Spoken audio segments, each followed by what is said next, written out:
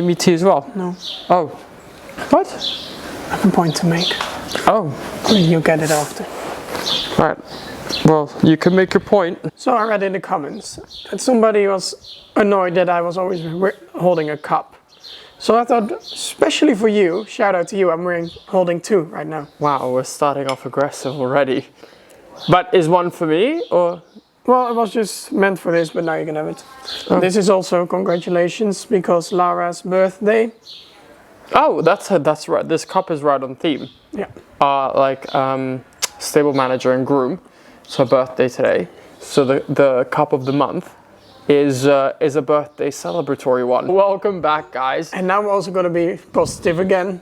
Yes, we wanted to make a point, don't make drama about small little things. Yeah, well, that's like the whole MO of the internet. But welcome back. Today's episode is going to be us reliving our Olympic experience. We did actually kind of vlog a little bit as well, so we're going to have some... Quite a lot. Yeah, quite a bit. So we're going to have some footage that's going to be going into this special podcast. This is a special, unstable Olympic edition podcast today. It feels like much longer, but it's only been like 2.5 weeks since the Olympics.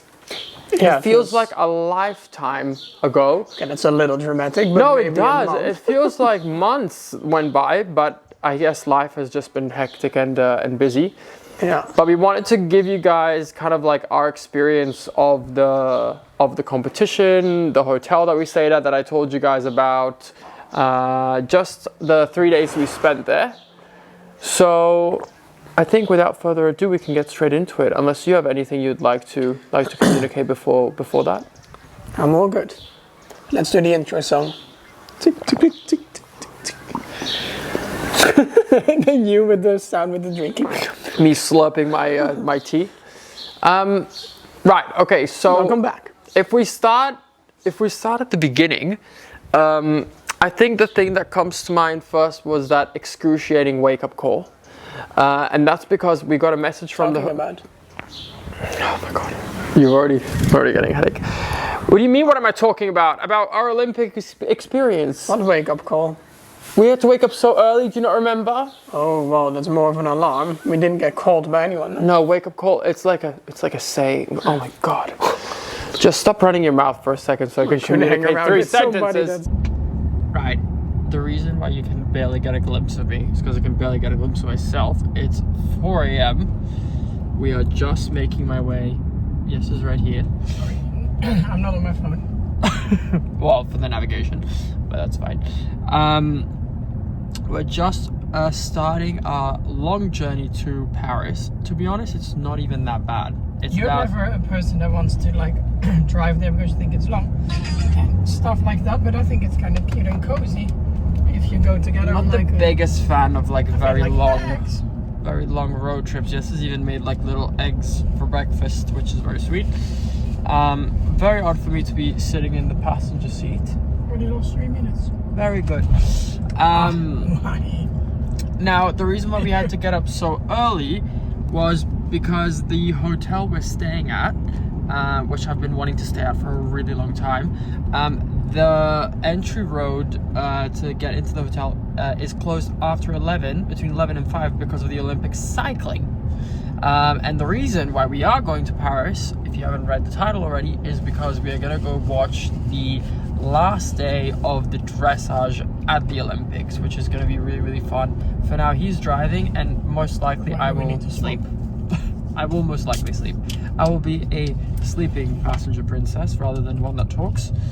Right, and I'm going to enjoy my little egg McMuffin, 𝒋𝒏𝒆𝒚. So is it? This is always the thing that does surprise me about Europe, is just how fast you are connected to other countries. Like the drive to... Especially fast for you, when you were laying like a corpse on the back seat. Yeah, I was really tired. So we woke up around... What time did we wake up? Like 4 a.m.? No, we left at 4. We woke up around, let's say 3 a.m. And I go to bed very late, so I'd only slept like 2 hours. And I said yes. I said, listen, I hope you don't mind. I'm just going to sleep for a bit of the drive. You were quite committed to the fact you wanted to drive the whole way. I don't know why. I think you were trying to make a point. Or No, I mean, you always call me passenger princess, but I always drive. Not always with you, but I drive. Yeah, well, obviously, when you're driving alone, you have to drive yourself. That's not something to be proud of. That's just bare minimum. Take 60 seconds to explain why Squarespace is the perfect platform for you if you're looking to build a website or if you're looking to switch over to an easier platform to run your website. I've run my website through Squarespace for many years now. What I loved about it is that they offer hundreds of already made templates that you can just go in and kind of quickly get some inspiration and create what you want from. I can really easily manage my storefront, update stock levels, and do little quick updates to my website also through my phone. So when I'm traveling, it's really convenient. They keep coming out with new innovations and updates to make all the features more useful for your website, and also new creative ideas to make it look always even better and updated. I couldn't recommend Squarespace more highly, especially if any of you like me have no real knowledge on how to do these kind of things. Squarespace will take you through the step-by-step guide of how to do everything yourself and save a lot of money in the process. If this sounds like something that you're interested in, then do use my link, which will also support my channel, which is www.squarespace.com/MattHarnacke, and in doing so you'll receive 10% off the first purchase of a website or a domain.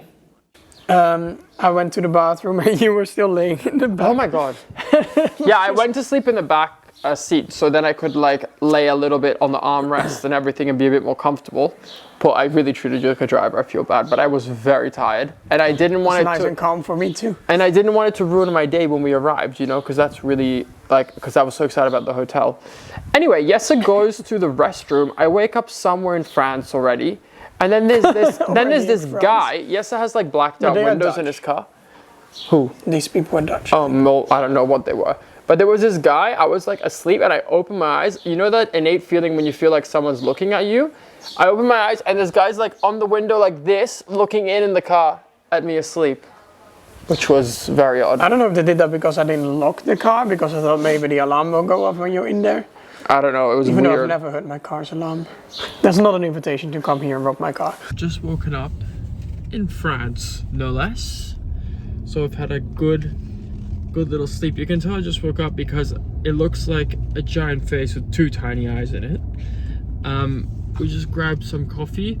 It was really busy in the fuel station. People from all different countries, also like on the highway, for what I've seen for the 5 minutes my eyes have been open so far. We're starting to get somewhat... me? Am I driving? We transporting your body?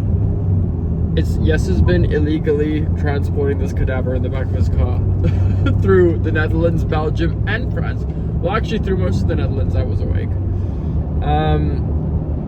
We have how long to go? 1 hour and 19 minutes. 19? Really? Is that longer or shorter than you thought? Sure. Oh, that's a really nice surprise. How long did you think? Also, I kept telling 𝒋𝒐𝒍𝒍𝒐𝒘 while I was asleep, I'm cold, I'm cold. I step outside, it's cold outside too. I didn't really pack for like cold weather. It was easier when you were sleeping. Well, I couldn't make it too easy for him by sleeping the whole way. It's 18 degrees outside. So okay, not exactly freezing either, but yeah. Right, carry on. We continued to drive. Yeah. And I think actually it went very smooth. It wasn't very busy, only around Paris a little bit. Yeah, I expected worse, to be honest. Yeah. But it was actually just really cool to get to experience the like Olympic kind of thing. Even like when we got close to Paris on the roads, it said Paris 2024. Yeah, and we passed because we were staying a little bit outside in the country, so we had to go through Paris first, and we actually started seeing a few of the other venues and stadiums that were hosting other Olympic events. So that definitely kind of got us in the spirit a little bit. We were driving through the forest on the lead up to the hotel. It's super pretty, and then we arrive at the gates. And the gates already are giving me everything that they need to give for this. There was a little man sitting there first. Yeah, there was like a man that took our name, and then we were allowed through. We started driving through the estate, and then it just kind of opened up onto the abbey, which is this incredible old, I think it's 14th century, the building. But it's this huge expanse of historical building across very manicured, like park-like gardens. and it was very, very, very beautiful. Very nice.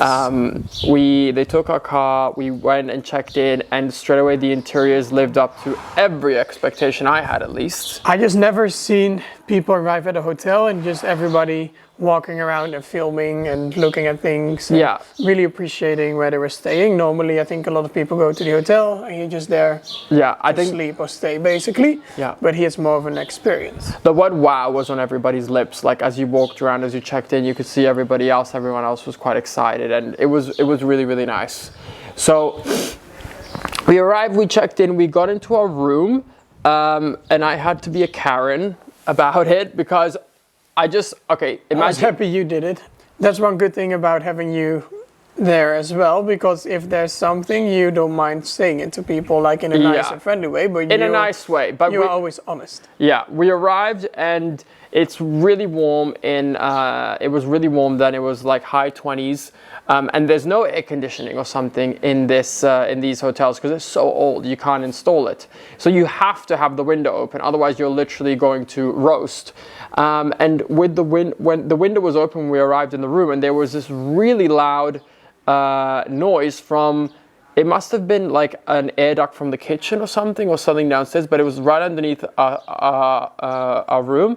And I was like, oh my God, I was so looking forward to having some peace and quiet here at night, like when you have the window open and it's just quiet and you hear the bird sounds. Yeah. So I went to check in and I said, listen guys, there's a really, really loud air duct underneath our room. Is there any chance we could get moved just somewhere where it's like a little less noisy? They were really nice. I think they've had that comment before because they seem to understand straight away what I said. I just don't know how that works because they said we are fully booked. So then how can you move us? I also don't know.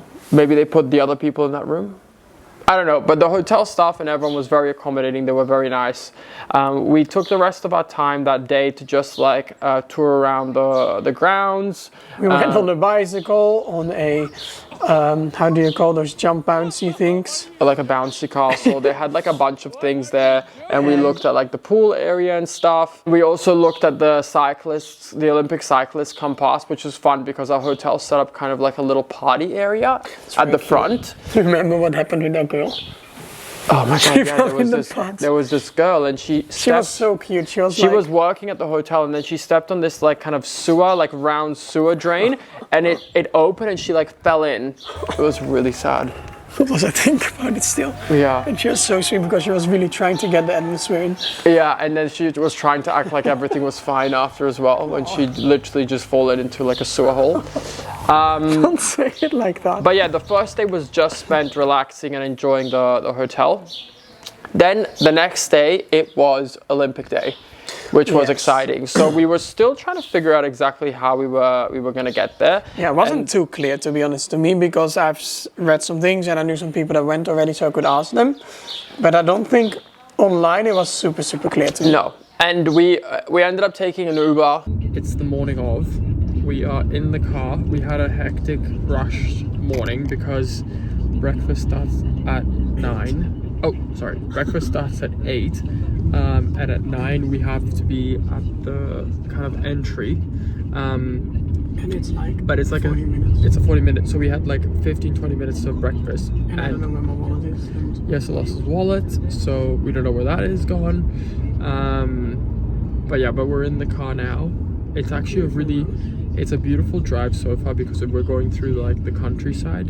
It's kind of like this forest basically meets Versailles-ish. So most of the drive has actually been really pretty and scenic. You know, actually what I should have done, bring another t-shirt. Are you not warm? I mean, I don't know what I will be. But we can just get a Paris Olympics t-shirt. Yeah, we can get some Paris merch. That would be fun. Once we arrived at the rough location, all the streets were closed, so there was quite a bit of a walk through some of the Versailles gardens to get to the official entrance. Really beautiful weather and a nice day. We got very lucky because if it was raining, it would have already changed the whole atmosphere of everything. I was also a little bit worried because when we bought the tickets, even though we knew we were in section A, which was what they advertised as the best section, we didn't know if we were on the short side, if we were all the way if we were on the long side, but like all the way shoved in a corner. We didn't know. So it was like Russian roulette when we actually arrived at the venue and we were looking for our seats. And I think we had what I would think was like the best seats possible. Because it was nice, you could really see the ride really well. And it was a beautiful spot. But then also when the riders and the horses left the arena, they also came. Yeah, we were like on the long side, but a little bit more towards the left, which meant we had like prime viewing position of the arena. So I was really happy when we arrived, and there was a lot of sweet people also there, like saying hello to us and talking about our videos, that they followed us. So it was a really nice energy, but the overall feeling was there was this excitement and buzz because no one knew how it was going to go for the dressage. And I should have mentioned we went for the last day for the freestyle. Yes, and the moment actually for me, when we entered and we walked up the stairs and you could see the whole arena, it really got to me because it's such a beautiful venue and it's really crazy to be there and to be kind of part of it in those moments. Yeah, it was really cool. It really got to me, like I really liked it and it was very special. Yeah. Yeah. So I think we go to other competitions, but this we go to a lot, very different. We go to a lot, but I think also just the location and how scenic it was, also the fact that there was no clear winner inside, it created like a very special atmosphere. So that's something that I think that moment, I won't forget that moment of like being at an Olympic event and feeling the importance of that. Yeah. The competition started, I would say it lasted about like 3.5 hours, something like that. One thing also about it actually, they are so on point with the time. What do you mean? I think it started at 11 or something. Yeah, but I think 11 it started. But I think they have to be because they're broadcasting it live on TV. Yeah, but it's very impressive. Yeah. I might have to go there for my planning skills. Yeah, that would be handy. But the competition was top tier. We saw some great riding, some great combinations. I mean, it came down to kind of down to the wire. I mean, everyone thought that maybe Catherine Dufour, I should say Catherine Laudrup Dufour, now that she's married. But everyone thought that perhaps she was gonna have a medal, a stake in the medals, or maybe Wendy with 𝒂𝒏𝒆𝒚 was going to do really well. Nobody knew, and it ended up being that Jessica took home gold, and I was really happy about that because I liked it that she had it in the past and now she could take it back again, and it's like very sweet with the mare.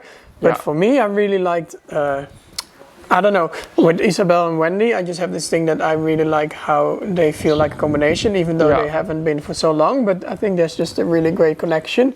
Jessica came first on Dalera. 𝒂𝒏𝒆𝒚 and Wendy took second. That test got an outstanding ovation also from us because we really loved it. And She's just so funny. She's really making the crowd. She loves it. She loved every second of it. And then Charlotte Fry got bronze. And that was well deserved as well, and such a young rider. It was really nice to see. I mean, we've worked with all three of those riders, and I will say some riders can be really rude, can be really difficult to work with. Really well-known riders can be like that, and we've always had, with especially those top three, we've had such nice and pleasant experiences working with them, and also socially, like knowing them. They've always been really nice to us and respectful and hardworking, and it was nice to see that represented on the podium as well. Yeah. Of course, they were like they had the best tests, but it's nice that I went to nice people as well. I feel like the judging was very fair overall on the.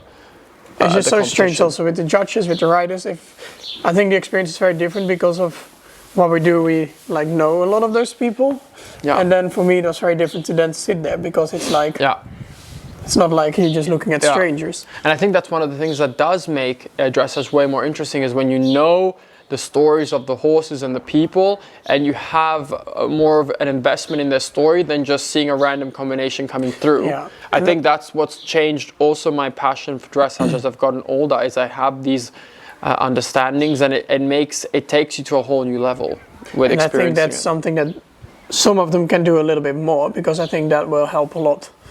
When people share a little bit more about what they do, what they care about, how they care for their horses, and just the combination, I think that's something that could be really good to have that more out there as well. Once everything had wrapped, I actually wanted to meet up with a friend of mine called 𝒂𝐎𝐿, which some of you might know from social media. You'd never met him. I saw him once in Denmark, but then I was with 𝒋𝒐𝒍𝒍𝒐𝒘 there and he was riding, so we only said hi. Yeah, but we were texting already a couple of days before, and we had planned to have a lunch together, so we had a nice lunch with him, and you got to meet him as well. What did you think of him?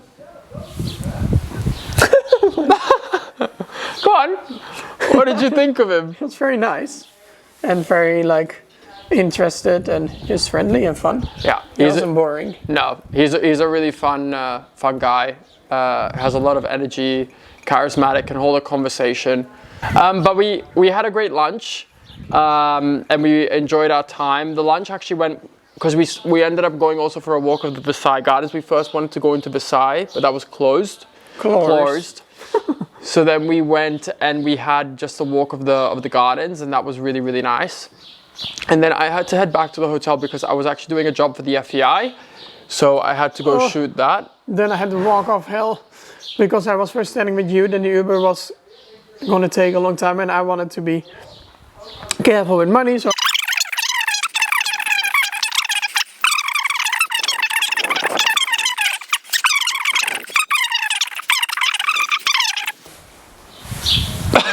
and then I got a headache listening to that, and I know the story.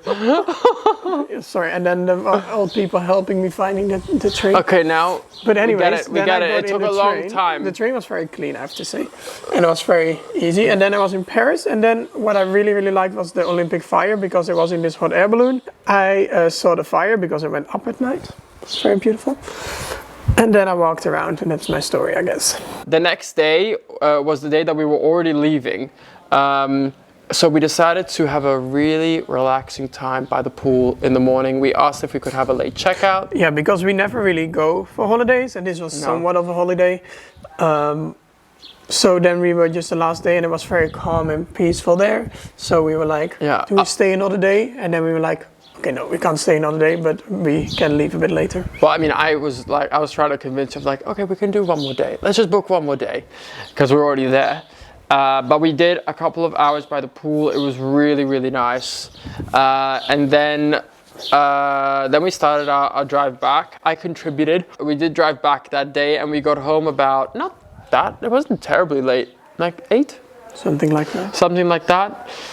Kissed the doggies, did the horses, and then went to bed.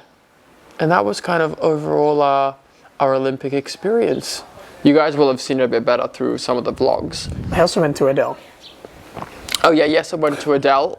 It has been a busy month for these kind of activities. It was really, normally I'm also busy in like these months, but I mean, it's also because I'm not doing so many lessons at the moment, but I think I didn't really have many shows in this month, so this was the first month that we just kind of did like some other things. Because this is like holiday time in the Netherlands. It's like a month of holiday throughout August, pretty much. A lot of big events are not happening because people are on holiday, and then things typically pick up again September. It's going to be really busy again, so I was like, okay, let's just enjoy this time. And yeah, I'm tired just thinking about September already.